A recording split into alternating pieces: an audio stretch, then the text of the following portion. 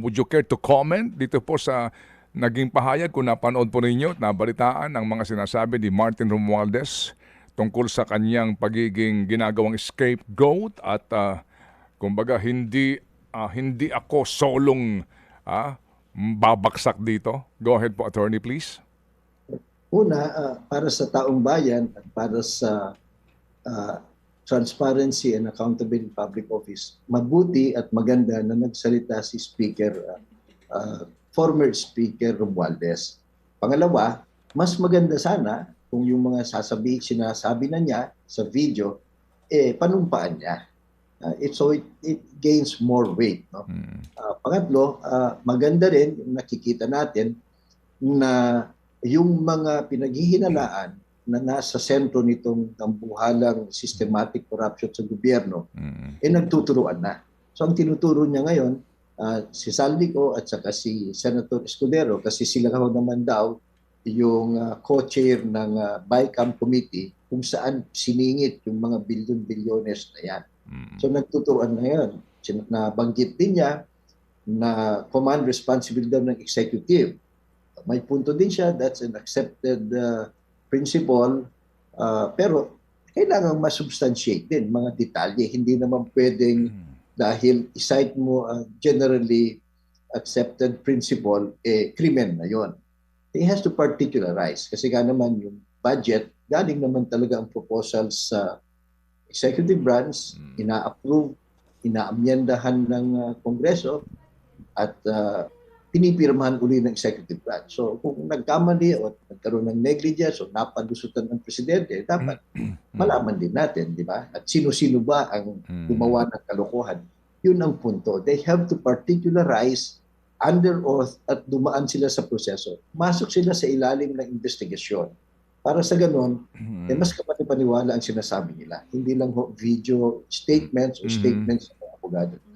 Well, ang sabi naman po ni former speaker, sabi niya, in fairness, sabi ho naman niya, ako dumadaan na ako sa legal process. Yun ang sabi niya Handa naman akong dumaan dyan. Pero ika niya, mukhang ginagawa na akong scapegoat. Ang exact words niya, no? I will not go quietly and I will not go alone. Okay, sabi niya, I'm telling everyone, now. And sabi pa niya, I know many things about this current administration and past administration as well. Kumbaga, hello, dami kong alam sa inyo, I will not go quietly and I will not go alone. Reaction, please. Naintindihan natin ang kanyang pinanggagalingan at kapani-paniwala naman sapagkat malapit naman siya sa Pangulo, Speaker of the House siya ng matagal, di ba, Congressman. So marami siyang alam. Hindi lang sa administrasyon na ito, kasama na yung nagdaan. At may nabanggit pa siyang isang personality, si Congressman yung in-law nila, Chanco. So I'm sure, paniwala, marami siyang alam. Ang question na lang, hihintayin natin, alin dun sa mga alam mo ba ang ibubulgar mo? Kasi sa ating taong bayan, importante at mahalaga na ilabas lahat yan para masuri. Di ba? Matest lahat, either way. At para magkaalaman. So, to us, still a positive development. We support any effort and intention by anyone in public office, regardless of rank or political affiliation. Ilabas yung nalalaman ninyo. Kasi ito ho yung malaking sakit ng ating gobyerno ngayon, yung corruption. So, we welcome magsalita ho kayo, bigyan nyo ng resibo, panumpaan ninyo, magbanggaan ang sinasabi nyo para tayong taong bayan, Ted, malalaman natin ang katotohanan. This is, to me, a positive development. Okay, yung nga lang, tingin ho ba ninyo dapat ngayon na? Hindi sa panahon... Well, as soon as possible naman. At may mga proper forum kasi, may mga proseso, di ba? Investigasyon ng ICI, nakunsya naman. Ngayon, Ombudsman, Sandigan Bayan, sa impeachment.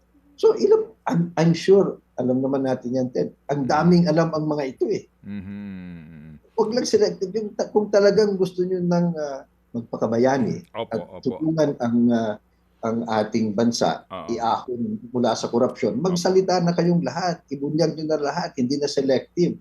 At padaanin sa tamang proseso and allow yourself to be examined also. Opo. Tamang proseso, si dating Yusek Bernardo ay dumaan sa proseso, no? Naglantad na siya, nag-affidavit na siya, supplemental affidavit pa, and then yung nga may mga pinag-uusapan na pagsasauli ng pera at siya po ay supposed to be nga po nag-tell all na. At siya ay state witness ngayon. Si Martin Romualdez kaya pwede maging state witness? Depende sa nalalaman niya. Kasi number one yan. Pangalawa, depende ang kanyang partisipasyon dito sa anumang kaso na pinag-uusapan. Mhm. Kasi case by case yan, Ted. Kasi ang approach ngayon, hindi ko naman isang kaso lang eh. Per project, per diversion, per commission eh. Mhm. As may be supported by available evidence. So tama na naman yan. So depende kung anong kaso. Siguro in other cases na hindi siya yung principal actor na nasasangkot, Mhm. maaari. Lalo na kung kaya niyang i-corroborate ito with other evidence or other witnesses. From where he came from and where he is now, meron siyang kakayanan na gawin yan. So sana nga ho, kumbaga ay mabasbasan lahat, ma-enlighten lahat, that magsalita na ho sila. Pero yun nga, sa tamang forum, hindi hanggang press release lang. Dapat may follow-through, may receive. Mga kapatid, para sa iba pang mga balita at impormasyon, sundan niyo po kami sa X, Instagram, Facebook at syempre sa TikTok, True Network PH. Mag-subscribe din po kayo ha sa aming YouTube channel, True Network. May website din po tayo, truenetwork.ph, at pwede niyo rin po kaming mapanood sa Channel 19 ng aming True FM TV. Lagi pa rin makinig sa radyo dito po sa 105.9 True FM dahil dito, lagi true sa'yo, kapatid. Tayo sa totoo, tunay at tapat.